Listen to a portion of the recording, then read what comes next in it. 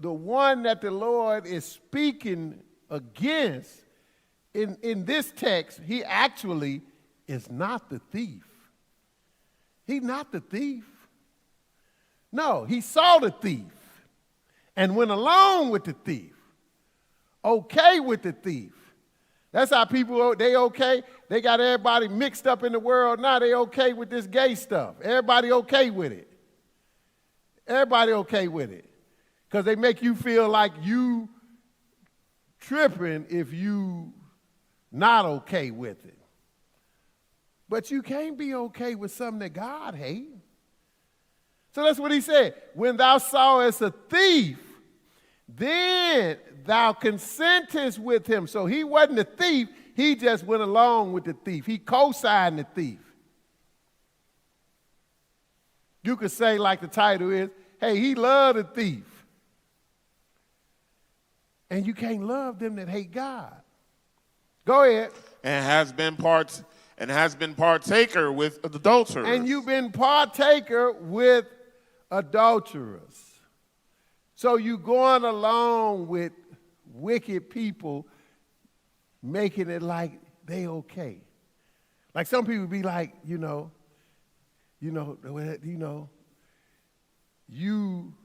somebody, I had plenty of friends before I came in the Word, but if we go different directions, we can't be best friends and I'm serving God and you serving the devil.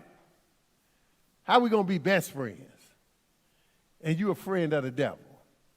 It just don't work like that. Go ahead. Thou givest thy mouth to evil, and thy tongue frameth deceit. Thou sittest and speakest against thy brother. Go ahead. Thou slanderest thine own mother's son. Thou slanderest thine own mother's son. Go ahead. These things hast thou done, and I kept silence. Thou thoughtest that I was altogether such an one as thyself. See, people think God is in line with the foolishness because he haven't came and killed up all the wicked people yet. But it's just a matter of time. He's telling us that. It's just a matter of time. Go ahead. But I will reprove thee and set them in order before thine eyes. Now consider this, ye that forget God, lest I tear you in pieces, and there be none to deliver. So God got some retribution coming. He said, I'm going to tear you in pieces, and there won't be none to deliver you from me. You better consider it. Go ahead. Whoso offereth praise glorifieth me, and to him that ordereth his conversation aright will I show the salvation of God. Yes, sir. Let's go to 2 Kings now. 2 Kings, the 9th chapter. So we're going to kind of get back to the storyline, which is actually with Jehoshaphat, where the title came from. We're going to really jump ahead a little bit, then we'll get back to him directly and why he got in trouble for loving them that hate God.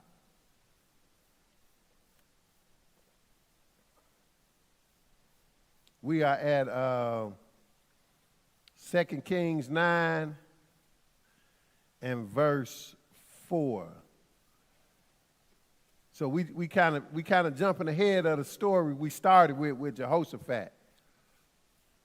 2 Kings 9 and 4. Go ahead. So the young man, even the young man, the prophet, went to Ramoth Gilead. And when he came, behold, the captains of the host were sitting, and he said, I have an errand to thee, O captain. Okay, so now, bring you up to speed here. This young prophet here, that's what it says. So the young man, even the young man, the prophet, went to Ramoth Gilead. So he was sent by Elisha, which by way of Elijah, to anoint this guy Jehu to be king. So, and that just shows you how the Lord will work it, because actually Elijah went and talked to the Lord personally on Mount Sinai. He was like Moses. He fasted 40 days and 40 nights. And then the Lord gave him some instructions when he go back to the land on what to do. One of the instructions, if you read it, it was to anoint Jehu. And that just shows you how the Lord, he worked through people.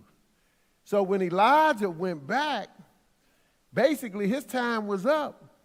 So he didn't personally anoint Jehu, so that fell to the one that came after him, Elisha, which was his understudy.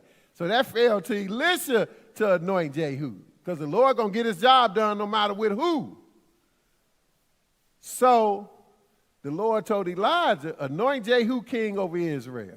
Jehu was already in the army. He was a captain, like we seeing right here. He was a captain under none other than Ahab. And that's how this story began, because that's who Jehoshaphat was fumbling around with. He was fumbling around with Ahab. So Elijah was told to anoint Jehu. Elijah didn't do it. It fell to Elisha to do it. And Elisha is doing it, but he's doing it by where this young man, Elisha wasn't doing it himself. He just told one of the young guys, go. He said, man, go over here and anoint this guy. This is what I want you to do. I want you to do this. Bam, bam, bam. Anoint him and get out of there. Because, you know, these captains and generals in the army, they kind of was what you would call kind of a little ghetto. So he said, look, you just going to anoint the dude and you're going to leave. So this what's going on. He's following instructions from Elisha, which actually came from Elijah, which he got from the Lord. So he got there, and when he came, behold, the captains of the host were sitting. They kind of sitting in a bar, whatever. And he said, I have an errand to thee, O captain. And Jehu said, unto which of all of us? And he said, to thee, O captain, because there's more than one there. Verse 6.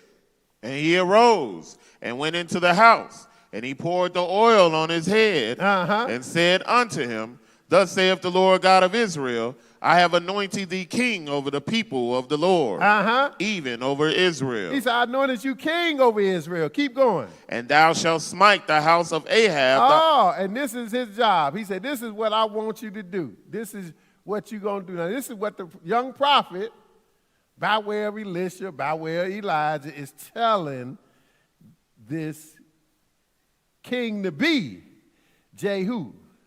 Thou shalt smite the house of Ahab, thy master. Go ahead. That I may avenge the blood of my servants, the prophets, and the blood of all the servants of the Lord at the hand of Jezebel. Because that was Ahab's wife, Jezebel. So they was a wicked tandem. Wicked tandem. And that's where Jehoshaphat was messing up. He hooking up with them. Where he down there with Ahab. That's where he got back, and the prophet checked him for being down there hooking up with Ahab. This one who the Lord is telling Jehu to smite his lineage. He didn't smite Ahab because the Lord killed him another way. He killed him when what we was reading about with Jehoshaphat. That's when he died, because the Lord wanted him dead, not Jehoshaphat, but Jehoshaphat almost got killed because he was loving somebody that hate God. He almost got killed. It was time for Ahab to die. So now, the Lord sent a prophet to tell this king, I want you anointed king, and I want you're going to smite the house of Ahab, your master, that I may avenge the blood of my servants, the prophets, and the blood of all the servants of the Lord at the hand of Jezebel, because Ahab let her run rampant. Go ahead. For the whole house of Ahab shall perish. The whole house of Ahab. Boy, that's rough. When the Lord talking about destroying your whole house, he really don't like you. The whole house. That means ain't going to be nobody left to carry your name on. The whole house of Ahab shall perish. Go ahead. And I will cut off from Ahab him that pisseth against the wall, and him that is shut up and left in Israel. That means he ain't going to have no men left, which means that's the end of his bloodline right there. If he don't have nobody, because that's who piss against the wall, the men do. Some women might try it, but that's normally reserved for men. So he said, I will cut off from Ahab him that pisseth against the wall, and him that is shut up and left in Israel. Go ahead, verse 9. And I will make the house of Ahab like the house of Jeroboam. He comparing it because he wiped Jeroboam's lineage out. Wiped his bloodline clean. So ain't nobody living that say they are descended from Jeroboam or Ahab. Go ahead. The son of Nebat, and the like of the house of Baasha, the son of Ahijah. Not clean his house, clean too. Go ahead. And the dog shall eat Jezebel in the portion of Jezreel, and there shall be none to bury her. And he opened the door and fled. See, that's what the young prophet came and did. He anointed him and told him what he about to do, and he got out of there like the prophet had told him. He opened the door and fled. And then Jehu, he heard it. Look what he did. 11. Then Jehu came forth to the servants of his Lord, and one said unto him, Is all well? Wherefore came this mad fellow to thee? See, they call the prophet a mad fellow because, you know, the prophets, they focus on the Lord. They wasn't so regular like these guys. They said, man, what that mad fellow want, man? Jehu wasn't even telling them at first. Go ahead. And he said unto them, and he said, Thus and thus spake he to me, saying, Thus saith the Lord, I have anointed thee king over Israel. He finally told him. He said, you know, thus saith the Lord, I anointed you king over Israel. But he a general in the army. But they believed it once he said that. They said, uh-oh, go ahead. Then they hasted and took every man his garment and put it under him on the top of the stairs, and blew with trumpets, saying, Jehu is king. They believe what that mad guy said. Go ahead. So Jehu stood a watchman on the tower in Jezreel. Now pay attention to verse 16, brothers and sisters. The Lord, his prophecy, his intentions, his sole goal is to wipe out Ahab's lineage. For how wicked him and Jezebel were. He gonna wipe out he gonna kill all his sons for sure. He ain't gonna be one left to piss against the wall. That's what the prophecy said. But notice what verse 16, Jehu on the way to fulfill that, but verse 16 said, Jehu rode in a chariot and went to Jezreel, for Joram lay there. So the man is sick and wounded. But it says something else. What the end of that say? And as Ahaziah, king of Judah, was come down to see Joram. See, king of Judah. This is from the two tribes, the southern part. See, they didn't got in bed together. So they actually related now because Jehoshaphat was so close, because Ahaziah is Jehoshaphat's son. So now, they all intertwined. And even though the lineage of Judah was still trying to be righteous, but you hooking up with these wicked people. So he down here, Ahaziah, king of Judah, was come down to see him. You know, he come to see him, you know, he hurt, so he gonna come check him out. But look, you don't even need to be dealing with these people. That's the problem. So the Lord wasn't trying to kill the king of Judah. Just like when Jehoshaphat went out there and hung out with Ahab, that was Ahab. He wasn't trying to kill Jehoshaphat and he let him slide. But he's not going to let Ahaziah slide. This is Jehoshaphat's son. He's not going to let him slide. Even though that wasn't his intention to kill. His sole intention is to wipe Ahab's lineage out. Go ahead, keep reading. And there stood a watchman on the tower in Jezreel, and he spied the company of Jehu as he came, and said, I see a company. And Joram said, Take in horsemen and send to meet them, and let him say, Is it peace? See, that's what they had. They had watchmen for. They watched out because, you know, they they kings and they got armies, just like they got watchmen now in this society. They just got a lot more technology to watch with. But they had watchmen to see if an army or something is coming. Just like now they got radars to see if a plane is in your airspace. They got all kind of stuff. So they just had watchmen to be looking all the time, be on towers looking. And lo and behold, they see a group of men coming. They say, uh-oh, we got somebody coming. So, and again, they know these people. They all know each other too. That's what's fascinating about it, because Jehu is in the army. So Jehu, it said at verse 17, it said, and there stood a watchman on the tower of Jezreel, and he spied the company of Jehu as he came. And he said, look, I see a company. And Joram, who is the victim, who's going to be the victim, said, take a horseman and send to meet them and let them say, is it peace? So they see somebody coming, and they said, look, send somebody down there and ask them, what you coming for? Is this peace or is it war? So we kind of know. So that's what they did in those days. Go ahead. So there went one on horseback to meet him and said, thus saith the king, is it peace? And Jehu said, what hast thou to do with peace? Turn thee behind me. And the watchman told, saying, the messenger came to them, but he cometh not again. See, somebody watching all of this, right? So they sent a guy on horseback to meet the army, to ask them, what you coming for? Is this peace? And Jehu didn't let him go back to give him no answer. Jehu said, what you know about peace? Get behind me. You on my side now.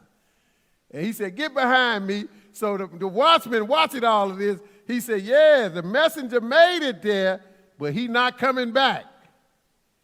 So they know it's probably a problem. Go ahead. Then he sent out a second on horseback. So they tried it again. Go ahead. Which came to them and said, thus saith the king, is it peace? And Jehu answered, what hast thou to do with peace? Turn thee behind me. He did the second one the same way.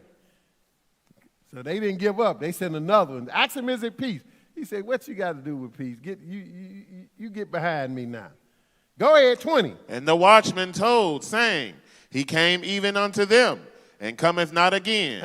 And the driving is like the driving of Jehu, the son of Nimshi, for he driveth furiously. So now they got an idea. He close enough. They said, man, that looked like the way Jehu drive, because Jehu was a rough boy. They said, man, that looked like that drive. He's driving furiously like Jehu, driving that horse. So they know what's going on now. Go ahead. And Joram said, make ready, and his chariot was made ready. So now he said, I got to get out of here. Jehu on one. Go ahead. And Joram, king of Israel, and Ahaziah, king of Judah. See, there go the king of Judah, hanging with the wrong one. Go ahead. Of Judah went out, each in his chariot, and they went out against Jehu, and met him in a portion of Naboth, the Jezreelite. They went out to see what was up, because they know him. So they figured, well, we're going to see what's going on and find out for ourselves. Since he didn't answer the watch, they should already know what's happening. Go ahead. And it came to pass when Joram saw Jehu, and that he said, is it peace, so Jehu? He said the same thing. Is it peace? He's going to try to run when he find out it's not, but it's too late. Go ahead. And he answered, what peace? So long as the whoredoms of thy mother Jezebel and her witchcrafts are so many. See, people want peace when it ain't no chance for peace. How we going to have some peace and your mother doing all this wickedness? And y'all all going along with it. He said, what peace? So long as the whoredoms of thy mother Jezebel and her witchcrafts are so many. Go ahead. And Joram turned his hands and fled. Nah, it's too late, boy. You can let him get up on you. Go ahead. And said to Ahaziah, there is treachery, O Ahaziah. Now he said to Ahaziah, it's treachery because Jehu was in his army, was in Joram's army. He was one of his captors. So he said it's treachery But yeah, it is treachery, but this treachery is from the Lord. Because now it's time for the house of Ahab to pay for his wickedness, but because someone is choose to love them that hate God, he gonna die too. Because that's the real point I want to make. Ahaziah shouldn't be there. He wasn't supposed to die. He wasn't mentioned in none of the prophecy. But guess what? He a dead man walking now. He told Ahaziah, there's treachery, O Ahaziah. Go ahead, verse 24. And Jehu drew a bow with his full strength and smote Jehoram between his arms. And the arrow went out at his heart, and he sunk down in his chariot. Yes, sir. 25. Then said Jehu to Bikar, his captain, take up and cast him in the portion of the field of Naboth at the Jezreelite. Naboth, because that's who Ahab, through Jezebel, had took this man's vineyard, had him killed, and took his vineyard because it was next to his house. And the Lord said, you know, where y'all killed Naboth, that's where I'm going to shed your blood at. In the same place.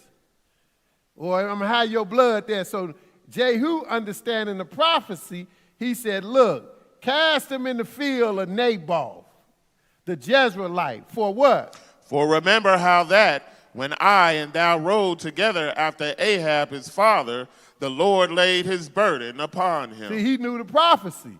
He knew what Ahab did, and he knew the prophecy, so he said, cast his son, because this is Ahab's son, in the field of Naboth. 26. Surely I have seen yesterday the blood of Naboth and the blood of his sons, saith the Lord, and I will requite thee in this plat. Right in this land, right in this piece of land, this ground, where you shed Naboth's blood, I'm going to have yours shed. Go ahead. Saith the Lord. Now therefore take and cast him into the plat of ground according to the word of the Lord. 27. But when Ahaziah, the king of Judah, saw this, he fled by the way of the garden house. Guess what? Too late too. They should have been gone when the dude didn't, the messengers didn't come back. They should have known it was on then. If they wasn't going to be able to fight. So now he fleeing. Go ahead. And Jehu followed after him and said, smite him also in the chariot. You notice Jehu said smite him also because that wasn't his mission to kill this guy. This guy is getting killed because he loving on the wicked. He loving on them that hate God. He getting killed because he in the wrong place at the wrong time. So Jehu says, smite him also in the chariot. Go ahead. And they did so at the going up to Gur, which is by Ebleam, and he fled to Megiddo and died there. And he died also at Megiddo. Go ahead. And his servants carried him in a chariot to Jerusalem. Now they had to take him back to Jerusalem, which is where he should have been, because he was a descendant of King David. But he got caught up in the foolishness of Ahab's bloodline. But really, his father got him caught up in that because Jehoshaphat was the one that started all of that. Trying to be overly, good and nice. Go ahead. And buried him in a sepulchre with his fathers in the city of David. 29. And in the 11th year of Joram, the son of Ahab, began Ahaziah to reign over Judah. We might as well read about Jezebel too, since we're here. Go ahead. And when Jehu was come to Jezreel, Jezebel heard of it, and she painted her face and tired her head and looked out at a window. Jezebel was something else, boy. She was something else. Now, she done heard that this guy done killed the son and also killed the king of Judah. So he done killed two kings, and Jezebel still ain't scared. She thinks she can overcome anything. So she heard him coming. She knew he's coming. So she fixed a little self. I guess back in those days, it's like putting on your makeup. She got herself together, trying to look cute, I guess. But go ahead. Verse 31. And as Jehu entered in at the gate, she said, had Zimri peace, who slew his master? Boy, you got to like it in her, because she ain't scared. She ain't backing down. She basically telling, she know what Jehu done did. She said, that's all right. Other people done killed their master, because that's what Jehu just done. He done killed the king of Israel and the king of Judah. He didn't kill 2 people over. He wasn't nothing but a general in the army. But the Lord set him up to do that. So she said, that's okay, I heard what you did. Did Zimri, because Zimri is somebody that rose up and killed a king back in the day, and then somebody turned around and killed him. So she said, that's okay. Did Zimri have peace who killed? She said, had Zimri peace who slew his master? Did this guy, so basically, in other words, just because you done killed your master, somebody gonna kill you. She threatening the man, but that she got the wrong one. Or, as we say, she got the right one, baby. Because Jehu wasn't to be played with. What'd he do? Go ahead. And he lifted up his face to the window and said, who is on my side? Who? And there looked out to him 2 or 3 eunuchs. See, she up on the balcony. He didn't even address her. He looked up there and said, who on my side? A couple of eunuchs peeped out. They don't care nothing about her little painted face. They don't care nothing about how she looked. Go ahead. And he said, throw her down. He ain't even going to waste his time. He said, throw her down. Will you throw her down? Go ahead. So they threw her down, and some of her blood was sprinkled on the wall and on the horses, and he trode her underfoot. And he trampled her with his horse. Told you, they didn't mess around. But the Lord gave him this mission to do. 34. And when he was come in, he did eat and drink. And that show you some cold-blooded people the Lord will use, because he just done killed a couple of kings, then he done killed this wicked woman, trampled her with his horse, and went and got something to eat. Go ahead. And said, go, see now this cursed woman, and bury her. Then he got the nerve to kind of test the prophecy, because he know the prophecy, but sometimes you can know some. I want to see how this going to work, if the Lord going to do this, because I heard what the Lord said about it. So he turned around and said, after he done said and ate, he said, go and see this cursed woman and do what? And bury her. And bury her. He already know what was said, but he going to test it out. Go ahead. For she is the king's daughter. He said, you know, she a king's daughter. So go bury. We're gonna show her a little respect. Not hardly. Go ahead. And they went to bury her, but they found no more of her than the skull and the feet and the palms of her hands. See, that's all was left. They went to bury her. He knew she wasn't supposed to be buried. See, they didn't know what he was doing. He told them, go bury her, because he wanted to check out the prophecy. He gave it a little time after he ate. Now go bury this woman. They come back, they like, look, man, ain't nothing left of her but a skull, her feet, and her hands. That's all left. 36, he know what done happened. Go ahead. Wherefore they came again and told him, and he said, this is the word of the Lord, which he spake by his servant Elijah the Tishbite. Now he knew exactly what was going on. He said, oh, that's what the Lord said. Go ahead. Saying, in the portion of Jezreel shall dogs eat the flesh of Jezebel. See, it was already foretold. She wasn't going to be buried. The dogs had to eat her. The dogs and ate this woman up. By the time he ate his meal, the dogs done got to her. Go ahead. And the carcass of Jezebel shall be as dung upon the face of the field in the portion of Jezreel, so that they shall not say, this is Jezebel. See, Jezebel was so wicked, the Lord didn't even want her to have a grave. He didn't want nobody to say, oh, Jezebel buried over there. Nah, she's so wicked, I don't even want that to happen. All right, let's go to Revelation 18. We're going to wrap it up now. Revelation 18. Bring it all the way down to modern times. But the real point I was making with that last scripture is Ahaziah wasn't in the prophecy to die. He died because he hanging out with Ahab's people who the Lord got a hit out on, because they hate the Lord. Revelation 18 and verse 1. Go ahead, read it. And after these things I saw another angel come down from heaven, having great power, and the earth was lightened with his glory. And he cried mightily with a strong voice, saying, Babylon the great is fallen, is fallen. See, that's how this world is. This world is totally wicked. So we can't be going along with the foolishness of this world. And it's headed by Babylon, and it's about to fall. It's prophecy that this whole world gonna fall. Everything that's important in this world, it's gonna come to nothing.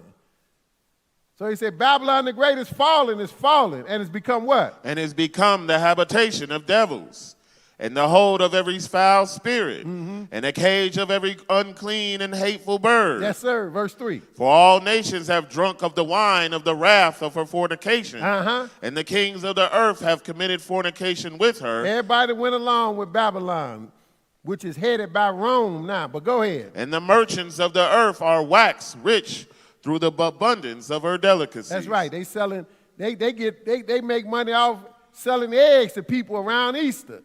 They make money selling trees to people around Christmas. Not to mention all the statues that people buy up readily. They getting rich off of sin. So the merchants of the earth are waxed rich through the abundance of her delicacies. Go ahead. And I heard another voice from heaven saying, Come out of her, my people. He said, come out of her, my people. So it's the same way. You don't want to be going along with the foolishness of this world.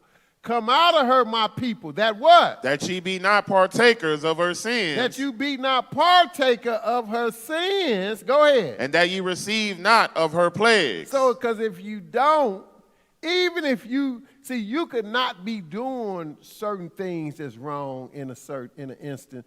You could be not doing what they doing, but you just co-signing what they doing. That'll get you killed. He said that you be not partaker of sins, that you receive not of her plagues. See, she gonna get the plagues. You don't want to get caught up in it. Go ahead. For her sins have reached unto heaven. For her sins have reached unto heaven, and what? And God hath remembered her